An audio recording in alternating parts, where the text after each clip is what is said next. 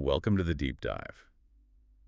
Stepping into the world of self-improvement for the very first time, it feels it feels a lot like walking into a blindingly bright, totally overwhelming supermarket where you just don't speak the language. Oh, totally. It's sensory overload. Right. Like the fitness gurus are screaming at you to wake up at 4 in the morning, and Mhm. the productivity hackers want you to completely overhaul your morning shower routine. Usually with freezing cold water. Yeah, exactly. The cold plunges. Mhm. And you're just standing there in the middle of the aisle holding a brand new blank journal, wondering where to even begin. It's exhausting before you even start. It really is. So before you track a single habit or chase down some massive life goal, you need to build a mental foundation. Yeah. And surprisingly, that starts with doing absolutely nothing, Which is, ironically, the absolute hardest part. The irony of the entire self-help industry is that the default instinct is always, well, it's always addition. like adding more stuff to your day. Exactly. We think we need to add a new morning routine, add a new tracking app, or, add a new audacious goal. But the kind of improvement that actually lasts, the kind that doesn't just inevitably lead to burnout after 3 months, is about subtraction. Stripping away the noise. Yes, stripping it all away. The most fundamental challenge for anyone beginning this process is simply being able to endure and eventually enjoy your own company. Which brings us to the first massive hurdle.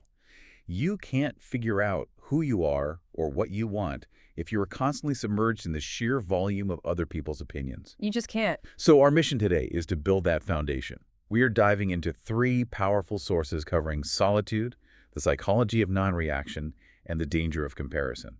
Okay, let's unpack this. Let's do it. Let's start with that first step of self-improvement, figuring out who you actually are before the world tells you what to be. Society treats physical aloneness as if it were a contagious disease. 100%. It's highly stigmatized. Like if you go to a cinema by yourself or you sit at a nice restaurant alone, the waiter inevitably gives you that sympathetic tilt of the head and asks, "Just one tonight." With that awful tone of pity. Yes.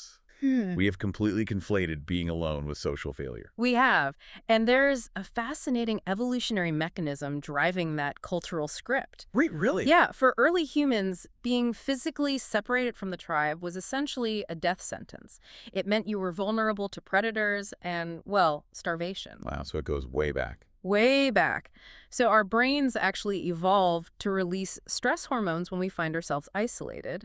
That uncomfortable itch you feel when a conversation dies down. Oh, I know that itch. Right? Or when you're just sitting in a quiet room waiting for a train. Yeah. That is your tribal brain setting off an alarm.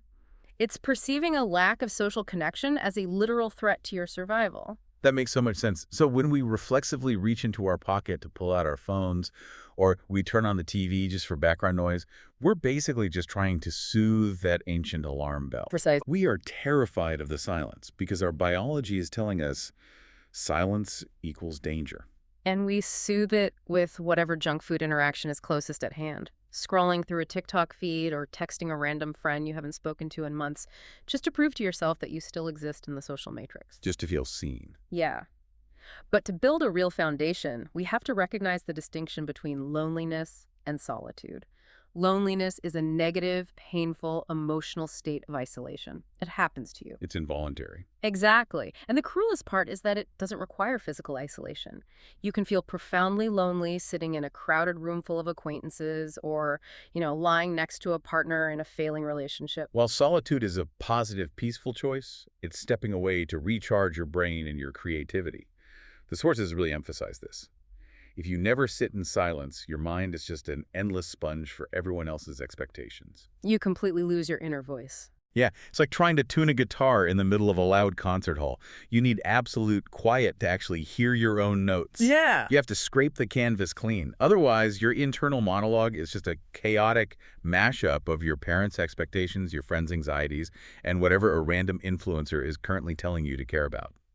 That is a great way to put it. What's fascinating here is the psychology of this shift. By mastering solitude, you transition from running away from loneliness to actively choosing a beautiful place to be. You stop operating from a place of fear. Which is the ultimate freedom, really. Suddenly, you don't accept toxic friendships just to avoid an empty house on a Friday night. Exactly. But rewriting that biological response takes deliberate practice. The actionable advice here is to start remarkably small. Take yourself on a coffee date, but leave the phone in your pocket. Just leave it completely. Yep. Or go for a 30-minute nature walk with no headphones. Just listen to the silence. Let your brain process its own backlog of thoughts. And your brain is absolutely going to scream for dopamine for the first 10 minutes. It will feel incredibly weird, but you push through it. So let's say you've done that. You've established that baseline and found your inner voice through solitude. You've built the foundation. Right, but then you have to step back into the chaotic world. Yeah. And the world will inevitably try to disrupt your peace. How do you protect this new foundation? That is where theoretical self-improvement crashes into the messy reality of everyday life. The modern environment is a minefield of emotional triggers. Oh, definitely. It could be a wildly rude comment online, an annoyed coworker who is projecting their bad mood onto you, or just someone aggressively cutting you off in traffic. We live in a state of constant reaction. You push a button, you get a response. I read a quote in the source material from the famous psychologist Viktor Frankl that completely reframes this. He said, between stimulus and response, there's a space. In that space is our power to choose our response. Such a powerful quote. It really is. Not reacting doesn't mean you are weak or that you don't care. It means choosing peace over drama. When you react instantly, you give away your power and become a puppet where the trigger literally pulls the strings. You voluntarily hand over your remote control to a stranger. You're telling the rude driver or the passive-aggressive coworker, "Here, you dictate my emotional state today." Wait, but if I just stand there and don't react, aren't I just bottling up my anger? I mean, isn't that unhealthy? That is such a common misconception. It's a vital distinction between repression and regulation. Non-reaction is not about suppressing emotion or letting people walk all over you. Yeah, okay. You are absolutely allowed to feel the anger. But the pause that Space Frankel talks about isn't about bottling the emotion. It's about giving your slower, logical brain the time it needs to catch up with your fast emotional brain. So the emotional brain is just jumping the gun. Exactly. Repression is ignoring the feeling entirely. Regulation is feeling the intense heat of the anger and saying, I am going to delay my response until my logical brain comes online so I can handle this in a way that serves me. Because a hot-headed reaction takes, what, 5 seconds? Mm-hmm. But the consequences can last for months or even years.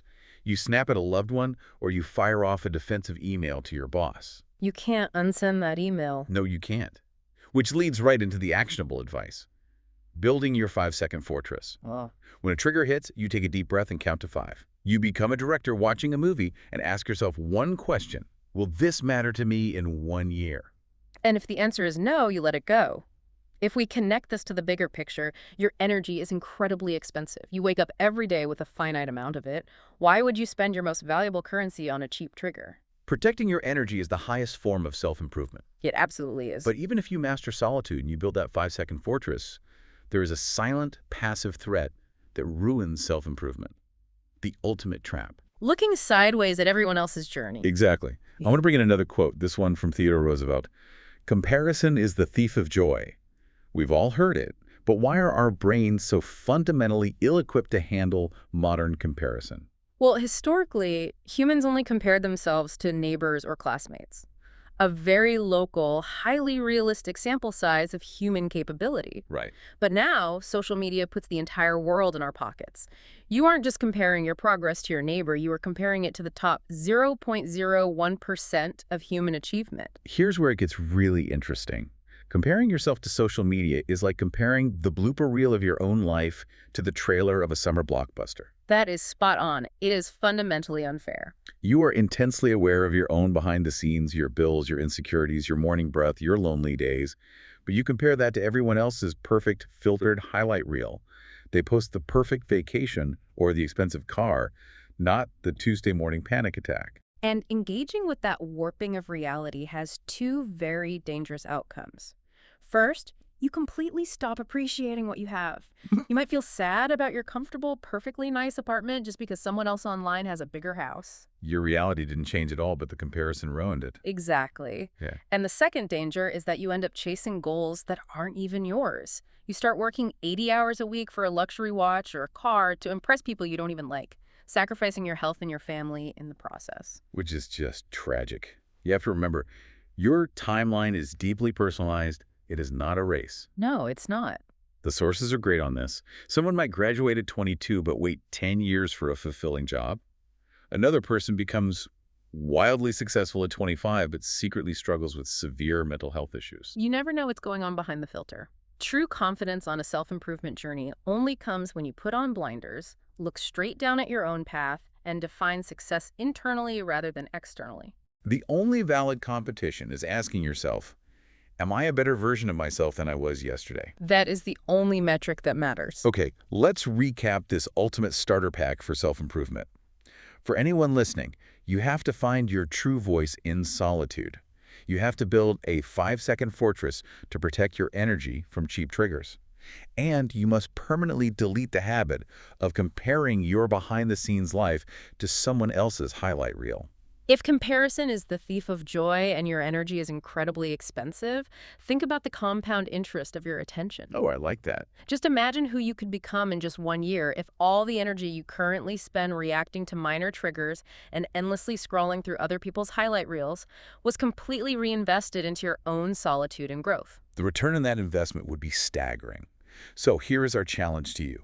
Put down your phone right now. Seriously, do it. Go take that 30-minute headphone-free walk and go meet the most important person on your self-improvement journey yourself. Thanks for joining us on this deep dive. We'll catch you on the next one.